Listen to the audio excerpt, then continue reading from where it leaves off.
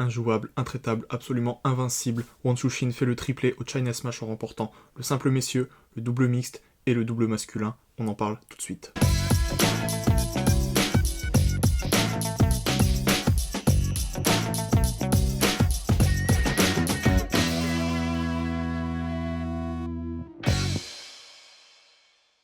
Et avant d'analyser la finale entre Félix et Wang Chuqin, j'aimerais qu'on passe par le coin mode avec Félix qui a fait un effort et accordé son t-shirt à ses chaussures plusieurs fois dans le tournoi. Bravo à lui. Félix qui nous a aussi gratifié d'un nouveau t-shirt au design inédit et qui personnellement me plaît beaucoup, voilà, avec ce bleu, ce violet. C'était franchement pas mal en espérant revoir ce maillot plus souvent et peut-être d'autres variantes qui peuvent être intéressantes.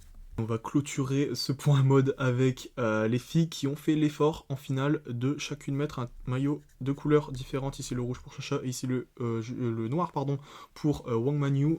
Bravo à elle et bravo à Manyu pour la victoire. Ça, on en reparlera en fin de vidéo. Wang Chuqin qui a tout simplement détruit Félix Lebrun. Je pense que ce screenshot parle pour moi. C'est une démontada comme on en a rarement vu en finale de Smash, j'ai envie de dire. C'est assez triste pour Félix. Mais c'est pas ce qu'il faut retenir pour lui, bien sûr, il faut retenir tout le parcours, le fait qu'il soit allé en finale, déjà c'est très bien, mais ça montre encore une fois que Wang Chuqin, quand il est branché et quand il est à son plein niveau, à son plein potentiel, il est très dur à aller chercher, et on va voir là où il a été vraiment très très bon face à Félix, et ce qui lui a permis de remporter la victoire avec un score si large. Première chose, et pas des moindres, ça a été au service Wang Chuqin qui a bien souvent servi juste ici, court dans le coup droit de Félix, et Félix qui soit remettait dans le filet, soit réussissait à pousser sur la table ici assez long, et Wang Chuqin à chaque fois qu'il pivotait, qui arrivait à prendre des coups droits, ou même parfois le revers, et à dominer Félix assez vite dans l'échange. Vraiment ça a été un gros point et un aspect du jeu qui a été très bénéfique pour Wang Chuqin, service et première balle derrière, où voilà, il a empêché en fait Félix de pouvoir entrer dans l'échange, et pourquoi pas le gêner. Ça a été à ce niveau-là un gros point de satisfaction pour Wang Chuqin, j'imagine.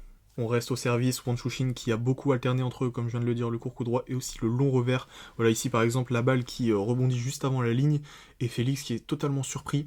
Ça a été le cas plusieurs fois dans le match où voilà, le fait d'alterner entre ces deux zones, ça a vraiment gêné Félix, et Wang Chuqin qui a réussi à marquer beaucoup de points, à extraire beaucoup de fautes grâce à ses services. Le match entier ne s'est pas joué qu'au service, bien évidemment. Wang Chuqin qui était au-dessus aussi dans les échanges, qui était, j'ai trouvé, plus rapide et plus réactif que Félix. Voilà, là, il réussit à prendre l'avantage dans cet échange, et quand la balle revient, bam, il pivote, regardez les jambes, et il va envoyer un énorme coup droit juste ici. Félix qui sera en train de se replacer et qui pourra rien faire parce que voilà, ça va tout simplement trop vite, et Wang Chuqin de toute façon, c'est pas la première fois, hein, on le voit quand il est à son prime, quand il est vraiment en forme, c'est quelque chose qui ressort vraiment de ses performances. Il prend tout tôt, il envoie la balle très forte dans des zones vraiment très dures à aller chercher, voilà, que ce soit là, et avec son coup droit principalement. Donc voilà, c'était tombé sur Calderano pendant la finale des championnats du monde il y a quelques mois. Aujourd'hui ça tombe sur Félix. C'est comme ça, Wang Chuqin quand il est en forme, il est injouable. Et j'ai trouvé que ce screenshot était très intéressant parce qu'on voit vraiment tout l'engagement physique que Wang Chuqin peut mettre dans ses coups droits notamment. Ici, voilà, on voit son pied qui arrive ici sur le sponsor. Par rapport à la table, c'est vraiment très avancé. Et voilà, il vient de faire un coup droit, bien sûr, coup droit gagnant, pivot. Et voilà, c'est là qu'on voit que ce mec, quand il est en forme et quand il a envie, il se donne à fond. Et c'était le cas sur cette finale, mais c'était pas le cas sur la demi-finale, juste avant contre Xiang Peng. Contre Xiang Peng, Wang Chuqin, il était, j'ai pas envie de dire absent, mais presque. On avait l'impression qu'il avait pas envie de jouer. Il était bras ballants, vraiment une intensité très faible. Et on se posait des questions. Même les commentateurs RMC se disaient mais qu'est-ce qui se passe, pourquoi Wang Chuqin joue comme ça, et on se posait la question de quel Wang Chuqin on allait avoir en finale face à Félix, et il a réussi à retrouver son niveau de jeu, pas habituel parce que là c'était vraiment au-dessus de son niveau de jeu moyen, j'ai envie de dire, mais il a réussi à se transcender et à donner une leçon à Félix. Je pense qu'on peut voir les choses comme ça. Tout n'est pas acheté pour Félix aujourd'hui, bien sûr. Il a fait une énorme demi-finale face à Lin Chidong. Je vous mets le résumé juste à l'écran. Énorme niveau de jeu, voilà. Le match qui a pas... Je trouve qu'il y a pas eu la tension qu'il aurait pu avoir pour une demi-finale de Smash, en fait. Les sets, comme vous le voyez, ils n'ont pas été ultra accrochés pour la plupart. Pareil, il n'y a pas eu de belle. Bon, peut-être que le fait que ce soit aussi tôt le matin, on était encore un peu endormis, donc voilà. Mais perso, bon, bien sûr, j'ai vibré devant le match, mais je pensais qu'il allait avoir une tension encore plus spéciale que j'ai pas retrouvé. Et ça m'a un peu déçu, même si bien sûr j'étais ravi de la victoire de Félix, comme la plupart d'entre vous, j'imagine. Donc ouais, super match de Félix. Bien joué à lui pour cette demi-finale. Deuxième victoire contre Lin Chidong en un an, là, et les 2 dernières fois qu'il l'a joué, il l'a battu, donc c'est vraiment une très bonne chose. Un match-up qui lui correspond visiblement.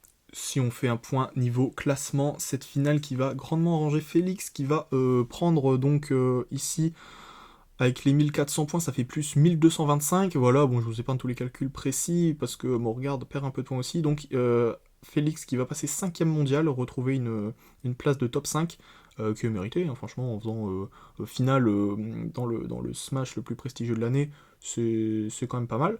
Donc super pour lui. Wang Chuxin qui va décoller encore plus, parce que l'année dernière il avait perdu en 16ème je crois du Smash, là il gagne, donc il va s'envoler. Lin Chidong qui va perdre un peu, mais bon là on voit pas bien à cause de ma flèche. Calderano qui est à 6050.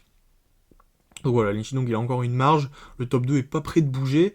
Après ici c'est assez serré, et Félix qui va essayer de regrappiller, mais là il y a les 1000 points à défendre à Montpellier, ça va pas être facile. Sans transition, on va parler du tableau féminin, c'est Wang Manyu qui s'est imposé en finale face à Sun Yingxia, voilà le classico qui cette fois a tourné en la faveur de Wang Manyu. Elle remporte donc son deuxième grand smash, bravo à elle. Si vous êtes adepte du chachaïsme, n'ayez crainte, Sun Yingxia n'est pas du tout menacé par la perte de sa place de numéro 1 mondial. Bon là Wang Manyu qui va se rapprocher un petit peu, mais je pense que bon, avant qu'elle se fasse détrôner, on a le temps. Chez les filles toujours, victoire en double de Wang Manyu qui réalise un joli doublé, bravo à elle, et de Kwaiman qui a perdu assez tôt en simple, j'étais assez étonné d'ailleurs, et qui a même pas participé au double mixte avec Lin Chidong. D'ailleurs, bonne question, pourquoi est-ce qu'ils n'ont pas participé en double mixte? Si vous avez les réponses, n'hésitez pas à le dire dans les commentaires. En double mixte, justement, c'est Sun Yingxia et Wang Chuxin qui ont remporté la victoire, les champions du monde qui assument leur statut de favoris et de meilleur paire mondial à mes yeux, bravo à eux. Et pour être tout à fait exhaustif, c'est donc Wang Chuxin et Lin Chidong qui ont remporté le tournoi de double messieurs. Les frères Lebrun, quant à eux, même s'ils sont numéro 1 mondiaux, ils ont perdu en quart de finale face à Togami et Matsushima, si je dis pas de bêtises. Donc voilà, encore du travail pour les frères Lebrun qui sont, je crois qu'ils vont perdre leur place de numéro 1 mondiaux, si je dis pas de bêtises. Donc allez les gars, au boulot.